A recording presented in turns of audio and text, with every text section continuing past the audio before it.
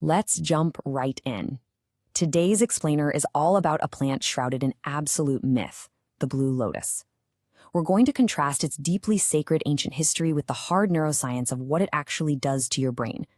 You've probably seen it marketed online as some sort of natural psychedelic, but as we're about to see, the real story of the Egyptian dream flower is vastly more interesting and vastly more misunderstood than what the labels on those modern wellness products want you to believe. To really get this, we have to look at the sheer timeline here. We're talking over 3,000 years. For 3 millennia, this sacred water lily, scientifically called Nymphaea caerulea, was everywhere in Egyptian art, carved into temple columns, and written about in ritual texts. Now, because this stunning blue and gold lily naturally opens up at dawn and sinks back below the water at dusk, the ancient Egyptians revered it. To them, it was a living, breathing mirror of the sun's daily journey. It basically became their ultimate symbol for creation and the rebirth of the soul. And this reverence wasn't just some abstract idea or pretty decoration on a wall. When Howard Carter famously cracked open King Tut's tomb back in 1922, he didn't just find gold. He found actual physical blue lotus petals scattered directly across the mummified body of the boy king himself. Think about that. This botanical discovery completely cemented the plant's spiritual weight. Those petals were literally placed there to ease the young pharaoh's soul on its journey into the afterlife. So, that brings us to a massive question. Why did this specific flower hold such immense power for the pharaohs? Was it just a beautiful symbol of the sun, or was there something more profound going on, like maybe a chemical reaction? Well, the evidence strongly suggests it was actually used intentionally by ancient Egyptian society as a mild psychoactive sacrament. Section 5. The Pharaoh's Dream Flower. Okay, to really understand this plant's power, we have to give the ancient Egyptians credit. They were incredibly sophisticated chemists. If you try to just steep blue lotus in hot water like a modern tea bag, you're going to get a really weak effect. Why? Because the plant's active compounds just aren't very water-soluble. And the ancients likely knew this. Modern researchers now suspect they didn't just brew tea. Instead, they used a way more advanced method, extracting the petals into an oil to pull out those non-water-soluble alkaloids, and then infusing that highly concentrated oil directly into their wine. The result? A highly effective, mildly psychoactive sacrament that they consumed at banquets and rituals. Section 7. Not a classic psychedelic.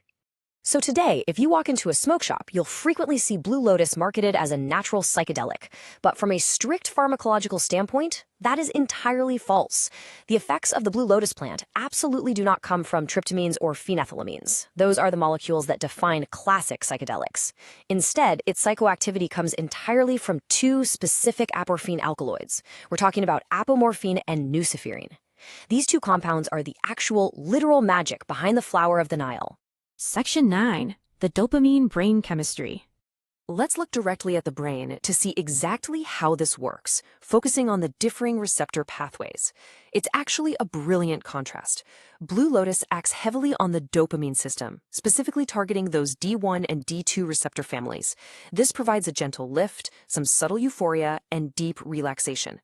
On the flip side, classic psychedelics, like psilocybin or LSD, they hijack the serotonin 5-HT2A receptor to dissolve your default mode network, which is what leads to full-blown hallucinations and ego death.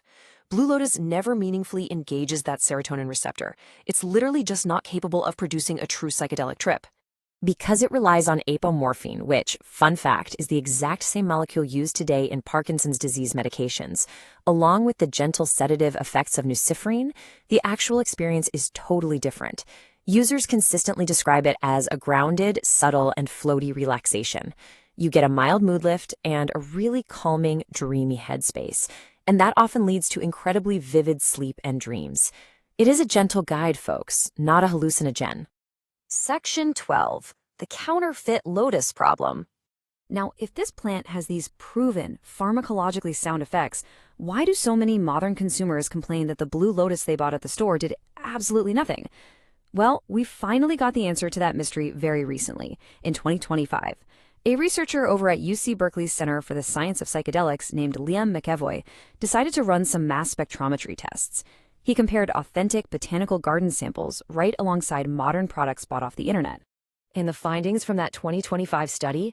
An absolute bombshell. The mass spectrometry revealed that authentic Egyptian Nymphaea caerulea is packed with high levels of that active alkaloid, nuciferine. But most of the so-called Blue Lotus products sold online on marketplaces like Etsy, they lacked it entirely. No nuciferine at all. It turns out consumers are routinely being sold a completely different, essentially non-psychoactive species of water lily that just happens to have a Blue Lotus label slapped on it. Section 15. Safety, Law, and Reality. This modern counterfeit issue leads us straight into the very real hazards of the current marketplace. The lack of regulation creates some serious risks for buyers. When you look at what's out there, it's a stark reality check. First, as we just saw, you've got misidentified fake plants. Second, even if you do somehow get the real plant, those weak water-based tea preparations fail to extract the active alkaloids. But the third hazard, that's the scariest one, adulteration. Modern vape products and e-liquids branded as Blue Lotus are frequently laced with highly dangerous synthetic cannabinoids. You are literally navigating a minefield when you buy these products today. So where does that leave us legally? Currently, Blue Lotus is unscheduled federally in the U.S., meaning it's mostly legal, though Louisiana has explicitly banned it. But because of those dangerous synthetic cannabinoid additives we just talked about, the U.S. Department of Defense completely banned Blue Lotus for all military members.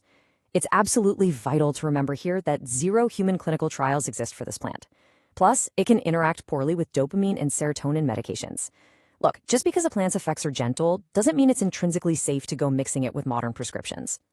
Which brings us to the end of our explainer. I want to leave you with this thought to ponder. The ancient Egyptians spent 3,000 years revering the Blue Lotus as a subtle, gentle guide for the soul's journey. They properly extracted its alkaloids to honor its specific, mild chemistry. Today, as modern wellness marketing desperately tries to package this sacred ancient sacrament into a cheap psychedelic high, often selling us inert fakes or dangerous adulterated vapes in the process, how we completely miss the actual, subtle magic of the flower of the Nile.